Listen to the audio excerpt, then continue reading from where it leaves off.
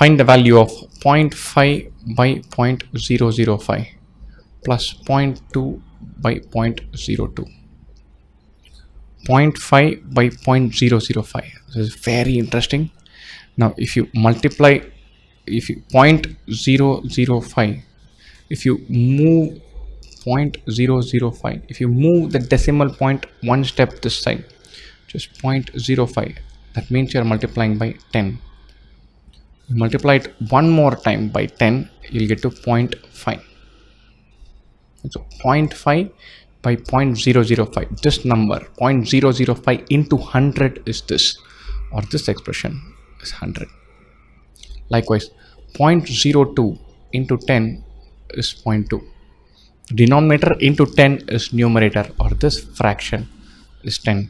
100 plus 10, 110. And so see if you can solve this. 0.4 divided by 0.004, 0.036